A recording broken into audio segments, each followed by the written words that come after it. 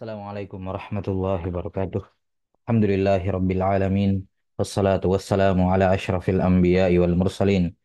Nabiyyina Muhammadin wa ala alihi wa sahbihi ajma'in. Ashhadu an la ilaha illallah wahdahu la syarika lah. Wa ashhadu anna Muhammadan abduhu wa rasuluh. Allahumma la ilma lana illa ma 'allamtana innaka antal alimul hakim. Amma ba'd.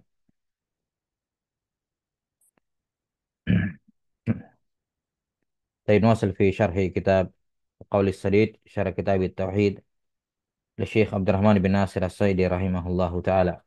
قال رحمه الله شرح باب ما جاء أن سبب كفر بني آدم وتركهم دينهم هو الغلو في الصالحين.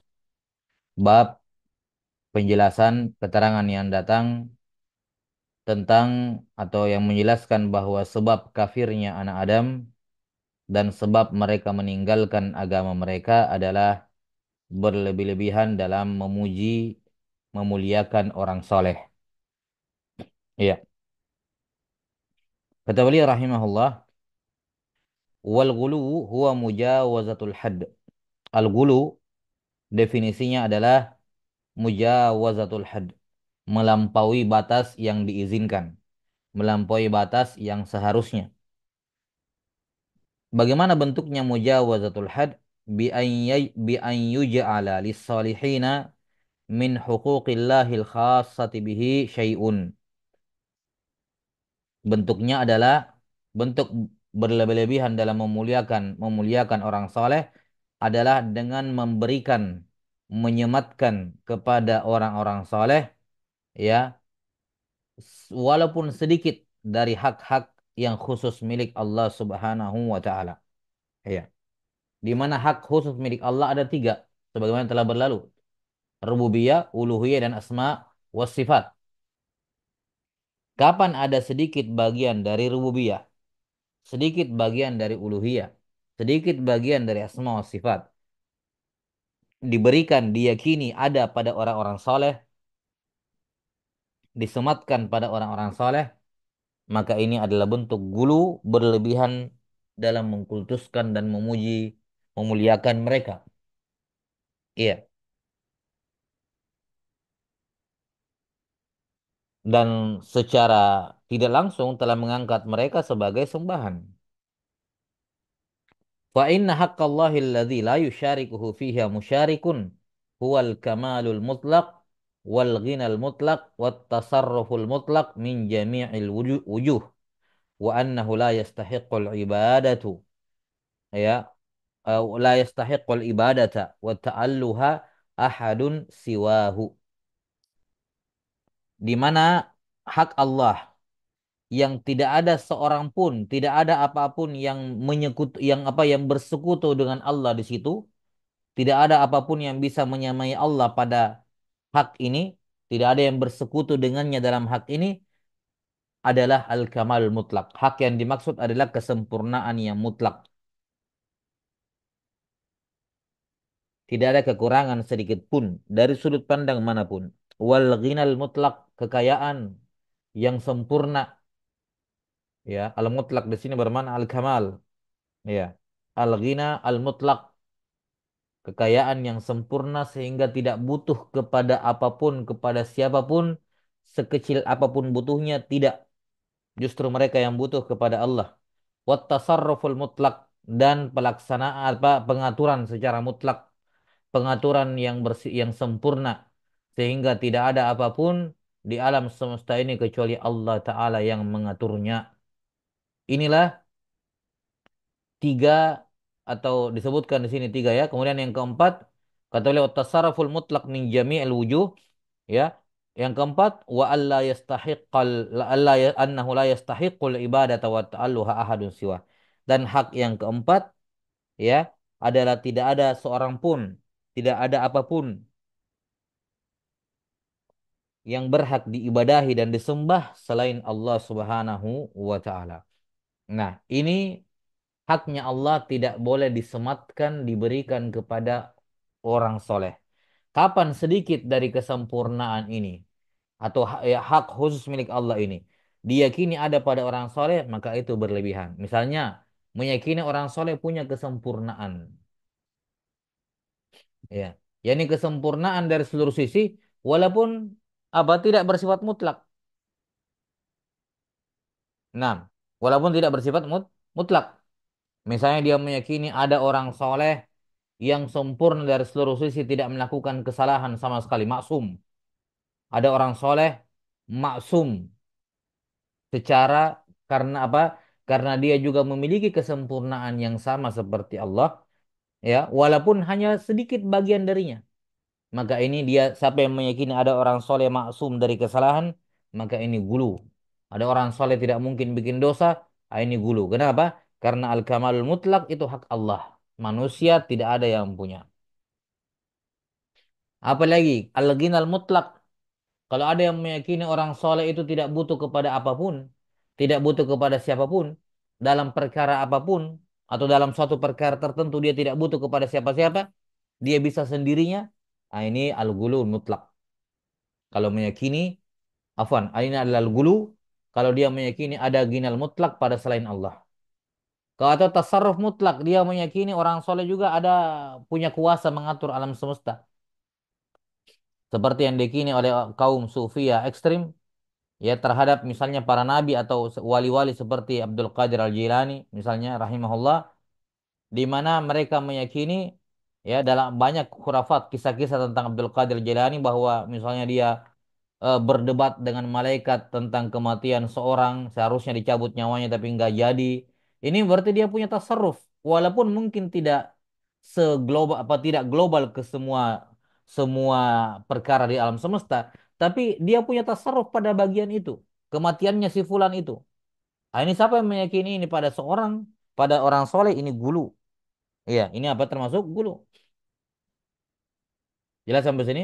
Atau dia meyakini ada wali yang bisa, ada hak orang soleh yang bisa diberikan padanya ibadah, penghambaan, walaupun sedikit, sedikit saja, setengah saja dikasih ibadah gitu. Ah, ini gulu juga. Nah, inilah dobit batasan gulu. Batasan apa? Gulu yang dimaksud. Kalau dia meyakini pada orang soleh, pada selain Allah ada al-kamalul mutlak, ada al-ghina al-mutlak, atau at-tasarruf al-mutlak, atau dia la yastahiqul ibadata wa ta'alluha, apa, atau dia meyakini bahwa orang soleh itu berhak untuk diibadahi walaupun sedikit. Berhak untuk diibadahi walaupun sedikit. Nah, ini apa? Inilah al-ghulu. Maka ini batasan al-ghulu. Ini batasan al-ghulu. Baik. Maka harus diperhatikan. Hmm. Seperti yang sudah kita sebutkan sebelumnya. Karena orang tidak paham konsep gulu. Hmm. Sebagian orang tidak paham konsep gulu. Dia pun berpikir menghormati orang soleh itu gulu. Menghormati orang soleh, menghormati alim ulama dikatakan gulu. Enggak. Karena di satu sisi memang kita diperintahkan untuk menghormati para ulama, orang-orang soleh. Baik.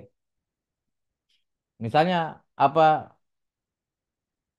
seperti yang sudah kita sebutkan ya, misalnya datang ke rumah guru. Kalau kita punya adat kebiasaan dulu di masyarakat, ya, datang ke rumah guru. Kalau pergi mengaji, guru mengaji, sampai ke sana dibantu, diangkatkan air di rumahnya misalnya. Taib, dianggap ini gulu, misalnya. Ini gulu. Taib, dari sisi mana itu gulu? Ada nggak keyakinan tertentu pada gurunya? Tidak. Itu bentuk apresiasi penghargaan kepada guru. Tidak ada iskal. Nah, jelas sampai sini ya. Taib. Maka ini dobit batasan seorang dikatakan gulu kepada orang soleh. Ya, maka ini harus diperhatikan dengan baik. Faman ghala bi ahadim minal makhluqin hatta ja'ala lahu nasiban min hadhil asya'i faqad sawa bihi rabbal alamin wa dzalika a'dhamu syirki. Maka siapa yang berlebihan gulu kepada salah seorang makhluk dengan memperuntukkan untuknya atau meyakini bahwa dia itu memiliki nasib bahagian walaupun sedikit, tapi dia punya bagian dari hadhil asya, dari empat perkara yang disebutkan di sini, ya, al-kamalul mutlak, al-ghinal mutlak, at-tasarruf mutlak, sama ibadah walaupun sedikit. Siapa saja yang meyakini ini ada pada selain Allah, faqad sawa bihi rabbal alamin. Maka dia telah menyamakan orang soleh itu dengan Allah Rabbul Alamin. Wa dzalika a'dhamu syirk. Dan gulu semacam itu adalah merupakan bentuk kesyirikan yang terbesar. Wa man rafa'a ahadan minas salihin fauqa manzilatihi allati anzalahu Allahu biha faqad ghala fihi wa dzalika wasilatun ila syirki wa tarkid din. Dan siapa yang mengangkat seorang soleh, mengangkat derajatnya di atas derajat yang Allah Ta'ala tempatkan orang soleh padanya, maka dia telah berlebihan gulu terhadap orang soleh itu, ya, dan itu merupakan, dan hal itu merupakan sarana wasilah menuju syirik dan sarana untuk meninggalkan agama. Iya.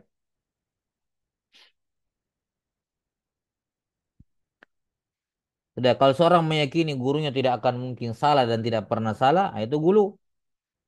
Ya, itu apa? Itu gulu karena tidak pernah melakukan kesalahan. Karena kesempurnaan seperti itu, ya, lepas dari semua aib dan kekurangan, itu hanya Allah Subhanahu wa taala. Baik.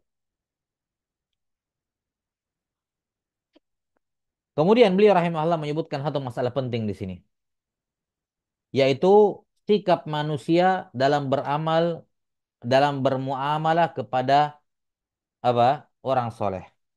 Baina at-tarafain, ya, antara dua kubu yang berada di pinggir, satunya berlebihan gulu kepada orang soleh, satunya tafrid, menyepelekan, kurang ajar kepada orang soleh, ya, dan satu golongan berada di tengah-tengah, tidak kurang ajar kepada orang soleh tapi tidak juga berlebihan. Wan nasu fi muamalati salihina salah satu aqsam. Dan manusia, ya, terbagi menjadi tiga dalam hal muamalah, ya, bermuamalah dengan orang-orang soleh. Kata beliau yang pertama, ahlul jafa alladzina yahdimunahum huquqahum wa la yaqumuna bihaqqihim minal hubbi wal mualati lahum wat tawqiri wat tabjil. Yang pertama adalah ahlul jafa, orang yang kurang ajar. Yang kurang ajar, tidak beradab kepada orang-orang soleh. Mereka yang melanggar hak-hak orang soleh, tidak menunaikan hak-hak orang soleh. Berupa apa? Mencintai mereka, loyal kepada mereka, menghormati mereka, tabjil, memuliakan mereka. Ini perintah semua dalam syariat kepada orang-orang soleh, ini atau kepada manusia yang selayaknya mereka lakukan kepada orang-orang soleh. Di sini ahlul jafa dia melanggar semua haknya orang soleh. Tidak mau. Pokoknya karena ada juga sebagian orang saking takutnya dibilangi gulu, malah kurang ajar. Memperlakukan gurunya seperti seperti orang lain gitu. Ya, seperti berbicara kepada gurunya, ya, tidak ada sama sekali eh, penghormatannya, tindakannya, perbuatannya. Ya, karena alasannya katanya guru manusia biasa, ya sudah kita orang soleh manusia biasa kita perlakukan seperti orang pada umumnya. Ya, padahal tidak juga tidak seperti itu juga. Ada adab, ada adab kepada guru, kepada orang soleh. Hanya karena takut dibilang guru, jadinya dia kurang ajar. Sebaliknya, wa ahlul ghuluwi alladzina yarfa'unahum fawqa manzilatihim allati anzalahumullahu biha. Ini kubu sebaliknya, yaitu orang yang gulu, ini kelompok manusia yang kedua, ya, yaitu orang yang gulu, yang mengangkat para wali, orang-orang soleh, mengangkat mereka pada derajat melebihi derajat yang Allah berikan kepada mereka. Hmm. Mereka karena tidak mau dikatakan tidak menghormati orang soleh, mereka menghormati, memuliakan orang soleh, tapi berlebihan. Berlebihan sampai meyakini keyakinan tertentu pada orang soleh. Ya, meyakini keyakinan yang mana hal itu hanya ada pada Allah. Dia yakini itu pada orang soleh. Walaupun tidak sempurna, tapi walaupun tidak sempurna ada pada makhluk, tapi setidaknya dia meyakini ada sifat khusus Allah pada orang soleh. Nah, ini gulu sudah. Ini sudah masuk dalam kategori al-gulu. Ini dua kubu yang saling bertentangan dan dua-duanya salah. Iya. Ahlul jafa dan ahlul gulu. Orang yang kurang ajar, ya, dan orang yang berlebihan. Manusia yang ketiga, wa ahlul haqqil ladzina yuhibbunahum wa yuwalunahum wa yaqumuna bihuquqihimul haqiqiyyah lakinnahum yabra'una minal ghuluwi fihim waddi'ai waddi'ai ismatihim. Yang ketiga ini yang pertengahan yaitu ahlul haq. Mereka yang mencintai orang-orang soleh, wala kepada mereka, menunaikan hak-hak orang soleh yang dengan sebenar-benarnya, hak yang sebenar-benarnya. Namun di sisi lain mereka juga berlepas diri dari al-ghulu, berlebihan dalam memuji, ya, mengkultuskan orang soleh dan apa eh, mereka berlepas diri dari klaim bahwa orang soleh itu maksum dari dosa. Tidak mungkin guru saya salah. Tidak mungkin. Nah, ini guru. Kalau seorang meyakini pada gurunya bahwa semua pendapat gurunya selalu benar, tidak mungkin ada salahnya, nah, ini gulu. Karena yang seperti itu tidak mungkin ada pada itu hak seperti itu hanya milik Allah. Ya. Yang ucapannya selalu benar. Waman asdaqu minallahi qila. Ucapannya selalu benar, tidak pernah ada salahnya. Ketika dia meyakini itu pada selain Allah, itu gulu. Baik. Nah, ini pertengahan. Ya, apa yang ketiga ini adalah yang pertengahan. Mereka di satu sisi mencintai orang soleh, loyal kepada mereka, menunaikan hak-hak mereka. Mereka tidak jafa, tidak kurang ajar. Tapi di sisi lain tidak juga diangkat Nabi itu atau orang soleh di tingkatan yang sangat tinggi, melebihi apa yang Allah tetapkan untuk mereka. Baik. Wassalihuna aidan yatabarra'una min an yadda'u li anfusihim haqqan min huquqi rabbihim al-khassah. Di sisi lain, orang-orang soleh itu sendiri, mereka apa, yatabarraun, orang-orang soleh sendiri berlepas diri dari mengklaim bahwa mereka punya sifat atau hak Tuhan mereka yang khusus untuk milik Allah. Tidak ada orang soleh yang mengklaim saya juga punya, walaupun sedikit, walaupun belum sempurna, tapi punya juga asalnya. Nah, enggak, orang soleh enggak seperti itu. Makanya seperti kita katakan, kalau ada orang yang mengatakan, ada orang yang mengatakan saya wali, maka dia bukan wali. Ada yang mengatakan saya orang soleh, maka dia bukan orang orang soleh. Tidak mengklaim dia. Nah, maka ini orang-orang soleh. Mereka berlepas diri dari klaim bahwa mereka punya hak atau sebagian dari hak Allah yang khusus milik Allah. Ya, di antara contoh orang soleh yang sikapnya seperti ini, berlepas diri dari orang-orang yang mengkultuskan dirinya, kama qala Allahu an Isa alaihi salam, subhanaka ma yakunu li an aqula ma laisa li bihaqq. Dalam surah Al-Maidah. Maha suci engkau ya Allah, aku tidak akan mungkin mengucapkan sesuatu yang aku tidak punya hak mengucapkannya. Nah, lihat.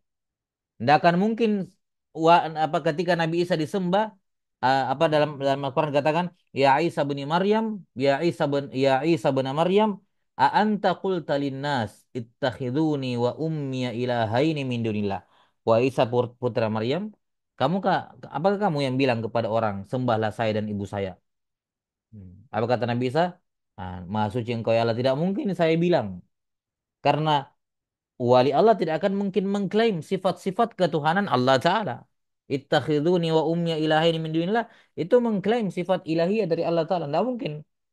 Maka orang soleh tidak akan mungkin ada yang apa? Ada yang mengklaim bahwa mereka punya hak Allah. Ya, nggak mungkin. Taib. Tsumma qala rahimahullah. Sekarang muncul pertanyaan.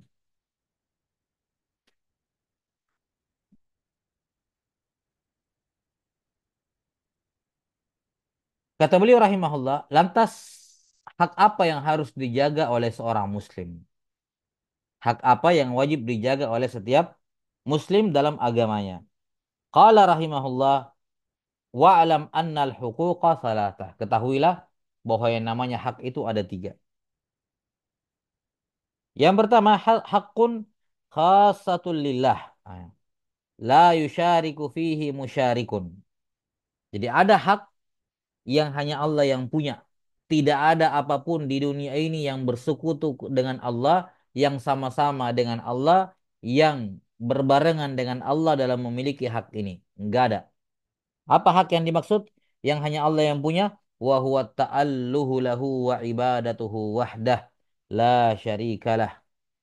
Yaitu hak peribadatan, penyembahan kepada Allah semata, tiada sekutu baginya.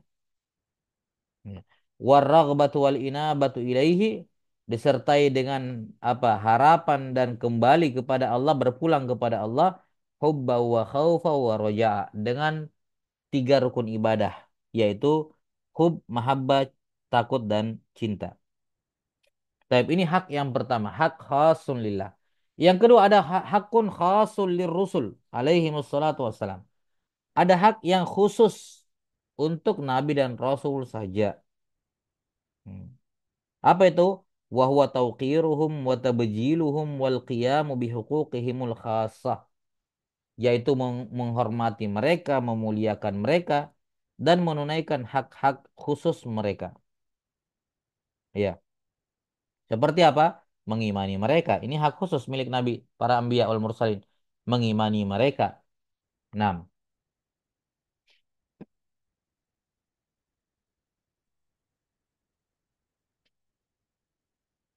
Baik. Ini hak juga untuk apa, haknya para rasul dan para nabi juga. Ya, ini mengimani mereka. Tidak membeda-bedakan di antara mereka. Ya, kalau itu adalah nabinya, ya dia amalkan. Dia percayai semua ucapannya. Dia laksanakan perintah. Dia jauhi larangannya. Itu haknya rasul. Dan yang ketiga, hakun mushtarakun. Ada hak yang bersekutu padanya, yakni hak yang kepada Allah iya, kepada Rasul juga iya. Jadi ini kewajiban yang harus dilakukan oleh hamba kepada Allah dan Rasulnya. Hak yang bersekutu padanya Allah dan Rasulnya, apa itu? Wahwal imanu billahi wa rasulih. Ya kan? Yaitu mengimani Allah. Mengimani Allah wajib. Mengimani Rasul, iya, mengimani Rasul juga wajib. Berarti ini dua hak. Hak iman berlaku untuk keduanya. Diserahkan kepada keduanya, Allah dan para rasulnya. Hakul iman, wahwal iman billah wa rasulih. Apalagi wa ta'atillahi wa ta'atullahi wa rasulih. Menaati Allah dan rasulnya. Wa man yuti'illah wa rasulah. Ya faqad faza fawzan azima. Sama. Wa mahabbatullah wa mahabbatu rusulihi. Mencintai Allah, mencintai para rasulnya juga iya. Ini bukan kesyirikan. Karena ini bukan hak khusus milik Allah. Beriman kepada Allah itu bukan hak khusus milik Allah. Kenapa? Karena kita juga disuruh mengimani para nabi. Hmm. Menaati Allah itu bukan kekhususan Allah Ta'ala. Karena kita juga diperintahkan untuk menaati Rasul. Allah wa atiur Rasul. Nah, cinta. Ya. Wa mahabbatullah wa mahabbatu rusulih. Sama juga seperti itu. Walakin hadhihi lillahi aslan walir rusuli taba'an wali haqqillah lihaqqillah. Namun ketika dikatakan iman itu bukan khusus bukan haknya Allah, karena kita juga disuruh mengimani Rasul, berarti bukan hak hak Allah saja, kata beliau, tapi ya hak misalnya kayak ditaati, hak untuk diimani, hak untuk dicintai, kalau sehubungan dengan Allah itu asal, itu hak asli, hak asal. Adapun diimani Rasul, wali Rusuli, ya bahwa Rasul juga punya hak diimani, dihormati, dimuliakan, dicintai, didengarkan, ditaati. Itu apa? Wali Rusuli tabaan. Hanya mengikuti hak Allah.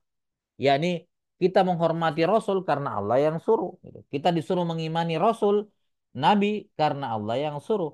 Kita disuruh untuk menaati Allah dan Rasul, apa menaati Rasul bukan karena asalnya seperti itu, tapi tabaan mengikuti ketaatan kepada Allah, mengingat Allah Taala yang menyuruh taat kepada Nabi dan Rasul. Itu maksudnya.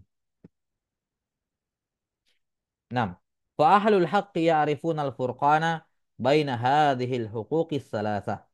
Maka orang yang berada atas jalan yang benar, mereka memiliki furqan, pembeda, punya kemampuan membedakan antara tiga hak ini. Ya, jadi kalau memang hak itu bukan hanya milik Allah tapi juga milik Rasul, ya sudah dikasih juga kepada Rasul. Kalau itu hak Allah saja, ya berarti Allah saja. Ya, kalau Rasul saja, ya sudah Rasul saja. Misalnya tadi apa? Ya, taukir, tabjil, bihukukihim, menghormati. Taukir ini untuk Rasul, bukan untuk Allah, lain. Kalau Allah itu kita puji, kita agungkan, ta'zim. Adapun kayak taukir, itu tidak ada ibadah yang disebutkan dengan nama dengan istilah taukir. Itu untuk Rasul. Ya, untuk apa? Untuk Rasul, hak untuk Rasul. Tabjil sama, tidak ada dikatakan apa namanya? Tabjil pada ibadah kepada Allah Taala. Itu untuk Rasul, hak untuk Rasul khusus. Nah, taukir, tabjil. Tapi ketika disebutkan iman, ini berlaku. Ini hak hak Allah dan hak nabinya. Kenapa? Kita disuruh mengimani Allah, mengimani Rasul. Fa'aminu billahi wa rusuli. Imanilah Allah dan para rasulnya. Apalagi taat wa atiullah wa atiur rasul. Disuruh taat kepada keduanya. Berarti ini ketaatan hak yang bersekutu di dalamnya Allah dengan para rasul. Bersekutu di situ. Cinta juga sama. Mencintai Allah, mencintai Rasul. Tapi kecintaan kepada Allah, apa namanya? Taat kepada Allah, iman kepada Allah itulah asalnya. Walakin hadhihi, ketiga sifat ini, ketiga hak ini lillah, milik Allah saja itu aslan, asalnya. Walir rusuli tabaan. Ya, sementara hak kepada Rasul, mengimani mereka dan seterusnya itu cuma mengikut doang. Kenapa kata mengikut? Karena Allah yang suruh, bukan bukan berdiri sendiri. Dalam artian begini, seandainya Allah tidak bilang imani Rasul, kita tidak mengimani Rasul. Seandainya Allah tidak menyuruh kita menaati Rasul, kita tidak akan taat kepada Rasul. Ya, itu maksudnya tabaan, ngikut doang karena Allah yang suruh. Maka orang-orang yang ahlul haq kata beliau, mereka mengetahui furqan, perbedaan antara tiga hak ini. Nah, dan tidak bisa memahami perbedaan tiga hak ini akan melahirkan kesalahan dalam memvonis, menghukumi. Dia kira itu haknya khusus milik Allah, ternyata bukan. Itu juga haknya Rasul. Dan kalau itu hak mustarak, hak Allah dan Rasul, itu tidak dikatakan kesyirikan. Nggak dikatakan gulu kalau dia menyerahkan hak itu kepada Rasul. Karena memang Allah bilang Rasul juga punya hak itu. Itu minu billahi wa rasulihi wa tu'azziruhu, ya. 6. Untuk menghormati Rasul. Iya, jelas ya. Wa tuwaqqiruhu, mentaukir Rasul. Wa tusabbihuhu bukrata wa asila, dan memuliakan apa? Rasul, ya, setiap pagi dan petang. Iya, setiap pagi dan petang. Taib. Ini jelas apa dalam ayat ini Allah Ta'ala menyuruh untuk membedakan. Lihat. Litu'minu billahi wa rasulih. Baik. Ketika disebutkan iman, Allah mengatakan beriman kepada Allah dan Rasulnya. Berarti ini hak apa? Hak mustarak untuk Allah dan Rasulnya. Litu'minu billahi wa rasulih. Ya, kemudian apa? Wa tu'azziruhu wa tuwaqqiruh. Ta'zir, taukir, penghormatan itu kembali kepada Ar-Rasul. Domirhu di situ kembali kepada Ar-Rasul. Tu'azziruhu wa tuwaqqiruh. Hak untuk Rasul saja. Kemudian dikatakan wa tusabbihuhu, dan kalian bertasbih kepadanya. Domirhu di sini kembali kepada Allah. Nah, ini penting untuk mengetahui domirnya kembali ke mana supaya tidak paham. Nah, apa supaya tidak salah paham. Wa tusabbihuhu, dan agar kalian bertasbih kepada Allah itu hak milik Allah. Khasun, milik Allah, tidak diberikan kepada Rasul. Kita tidak bertasbih kepada Rasul. Kita tidak bertahmid kepada Rasul. Kita nggak bertakbir kepada Rasul misalnya. Tapi kita beriman kepada Rasul. Kita mentaukir Rasul. Ya, ya, menghormati takzir Rasul. Nah, jelas ya. Wallahu alam bisawab. Maka orang beriman, orang ahlul hak kata beliau, mampu membedakan mana hak-haknya Allah, mana haknya Allah saja yang tidak boleh diserahkan kepada selainnya, ya. Kemudian mana haknya Rasul saja yang bukan kita serahkan kepada Allah. Itu haknya Rasul tok sebagai manusia, sebagai Rasul. Ya, tidak salah kalau kita serahkan kepada Allah. Dan mana hak yang Allah dan Rasulnya sama di situ. Dalam artian kita ya berikan kepada keduanya. Orang ahlul haq mengetahui perbedaannya. Fayaqumuna bi'ubudiyatillahi wa ikhlasid dini lahu. Maka mereka pun melakukan penghambaan ubudiyah kepada Allah dan mengikhlaskan amalan agama hanya untuk Allah karena itu haknya Allah. Wa yaqumuna bihaqqi rusulihi wa awliyaih. Ya, wa ala ikhtilafi manazilihim wa maratibihim, dan di sisi lain mereka juga memenuhi hak para rasul, hak para wali Allah, ya, naam, karena ini kekhususan mereka. Naam, ala ikhtilafi manazilihim wa maratibihim, yang mana eh, penunaian hak kepada kepada rasul dan wali-wali berbeda-beda sesuai dengan tingkatan dan martabahnya. Tentu saja keimanan kita kepada Nabi Muhammad SAW beda dengan keimanan kita kepada Nabi Musa, Nabi Isa, Nabi Ibrahim. Beda karena Nabi Muhammad SAW Nabi kita, diutus kepada kita, bukan nabi-nabi yang lain. Ya kan?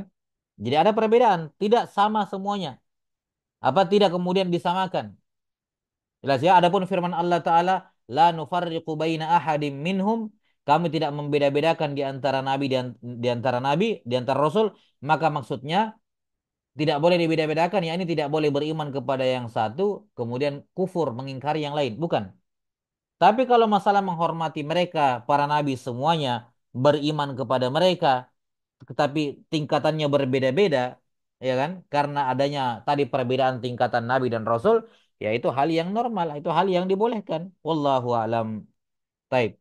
Selesai pembahasan terkait dengan apa? Bahayanya al-ghulu. Bahayanya al-ghulu, bahwa seorang muslim diwajibkan, diharuskan untuk menghormati orang-orang soleh, menghormati para nabi, para rasul. Tapi ya tidak boleh melewati batas yang normal yang diizinkan oleh Allah Subhanahu wa taala. Ada batasannya. Ada batasannya yang sudah diterangkan pada pertemuan berikutnya. Qala rahimahullahu taala pada bab yang ke-19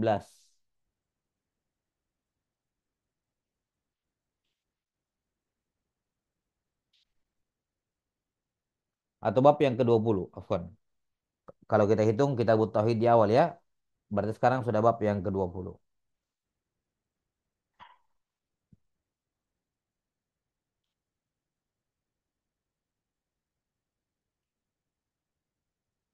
Qala rahimahullah babu ma jaa minat taglidhi fi man abadallaha inda qabrin salihin fa kaifa idza abadah. Bab penjelasan yang datang mengenai ancaman, larangan keras, gitu, taglid, larangan keras kepada orang yang menyembah Allah tapi di samping kubur orang soleh. Ya, ini dia menyembah Allah, beribadah kepada Allah tapi di samping kuburan. Nah, kalau itu saja dilarang keras, apalagi kalau menyembah kubur orang soleh, menyembah orang soleh yang dikubur tersebut. Baik. Ini bab sebelumnya dibawakan oleh bab setelah ini atau bab ini dibawakan oleh al-musannif rahimahullah untuk menegaskan batilnya menyembah orang, penyembahan kepada orang soleh. Haramnya menyembah orang soleh, bahkan itu merupakan salah satu kesyirikan terbesar. Salah satu kesyirikan terbesar. Nah, karena itulah disebutkan ada taglid, larangan keras. Supaya tidak ada seorang pun dari hamba Allah yang terjatuh di dalamnya. Ya, terjatuh di dalamnya menyembah menyembah orang soleh. Baik ketika mereka masih hidup, apalagi setelah demikian pula ketika mereka sudah meninggal. Taib. Kemudian di sini juga beliau menjelaskan kalau menyembah orang soleh, hmm, menyembah orang soleh saja diharamkan, merupakan syirik akbar, apalagi menyembah ciptaan Allah yang statusnya lebih rendah daripada orang soleh.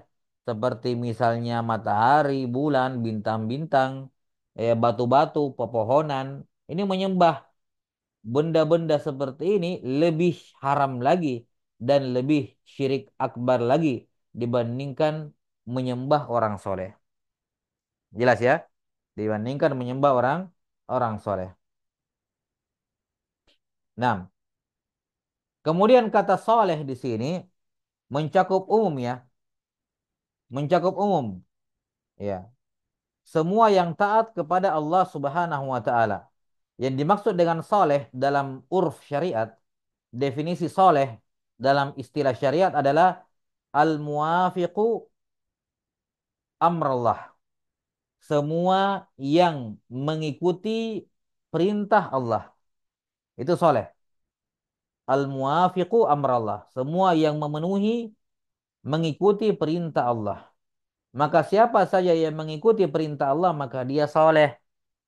Baik perintah Allah yang bersifat syar'i maupun perintah Allah yang bersifat kauni. Makanya Nabi masuk dalam kategori orang soleh. Masuk dalam kategori soleh. Malaikat masuk dalam kategori soleh. Walaupun bukan orang gitu ya. Tapi kategori soleh. Apalagi matahari, bulan, bintang-bintang ini masuk dalam kategori soleh. Kenapa? Karena matahari itu mengikuti perintah Allah berputar pada porosnya, berputar pada ya posisinya. Bulan juga demikian, bintang-bintang juga demikian. Ya, batu apa apa nah, benda-benda langit ini masuk dalam kategori soleh karena semuanya tunduk kepada ya perintah Allah Subhanahu wa taala. Baik. Ini jelas maksud dari bab ini dibawakan oleh musannif rahimahullah untuk menegaskan sekali lagi ya untuk menegaskan batilnya menyembah orang soleh dikarenakan karena itulah dilarang secara keras at-taghlib ya. Naam untuk mencegah ya apa orang-orang terjatuh ke dalamnya, terjatuh dalam penyembahan kepada orang soleh. Kemudian di sini di bab ini juga terdapat kaidah saddu dzariah. Bagaimana sifat syariat Islam yang sifatnya preventif, mencegah sebelum terjadinya, mencegah sebelum terjadi. Jadi jangan sampai kamu menyembah orang soleh, jangan menyembah Allah di samping kubur orang soleh. Walaupun yang kamu sembah itu Allah, tapi tempatnya kurang pas, apa tidak cocok, bukan menyembah Allah di di samping kubur orang soleh karena itu bisa mengantarkan kamu untuk menyembahnya. Sama seperti kemarin ya, la yuzbahu lillah bimakanin yuzbahu fihi li ghairillah. Tidak boleh menyembelih untuk Allah di tempat dia di mana biasanya disembelih untuk selain Allah. Maka ini hampir mirip ya. Hampir mirip. Dilarang menyembah Allah tapi di samping kubur orang soleh. Kenapa? Karena kubur-kubur orang soleh sudah terbukti menjadi tempat-tempat rawan terjadinya kesyirikan kepada Allah Ta'ala. Karena itulah jangan beribadah di samping kubur orang soleh. Walaupun kamu beribadahnya kepada Allah semata. Karena bisa jadi ya belakangan kamu akan menyimpang dan menyembah kubur orang soleh tersebut. Taib. Ini maksud dari judul bab. Adapun hubungan bab ini dengan bab sebelumnya, ya, hubungan bab ini dengan bab sebelumnya jelas ya. Kalau di bab sebelumnya masih terkait dengan bahayanya atau sebab orang-orang Islam itu murtad dari agama mereka karena berlebihan mengkultuskan gulu kepada orang soleh. Lihat soleh. Kalau di bab ini adalah larangan menyembah Allah di samping kubur orang soleh. Salah satu alasannya tadi itu merupakan bentuk gulu. Ya, beribadah kepada Allah tapi di samping kubur orang soleh, ini hukumnya apa? Hukumnya gulu. Hukumnya apa? Gulu berlebih-lebihan melampaui batas. Baik. Kenapa? Karena itu bisa menjadi sarana untuk seorang menyembah penghuni kubur tersebut. Baik, wallahu taala a'lam bissawab. Untuk menjelaskan bab ini, Al-Musannif rahimahullah membawakan empat dalil dan empat-empatnya dari hadis. Empat-empatnya apa? Hadis dari Nabi Sallallahu Alaihi Wasallam. Walaupun di salah-salahnya beliau membawakan ucapan beliau dalam menafsirkan ya sejumlah kalimat yang terdapat dalam keempat hadis ini. Baik, wallahu taala a'lam bissawab. Saya kira cukup dulu sampai sini.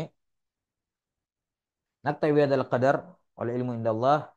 Nas'alullah ta'ala yu'allimana mimma yanfa'una wa ay yanfa'ana bima 'allamana innahu waliyyu dzalika wal qadiru alaih. Subhanakallahumma bihamdik asyhadu an la ilaha illa anta astaghfiruka wa atubu ilaik. Alhamdulillahi rabbil alamin. Assalamualaikum warahmatullahi wabarakatuh.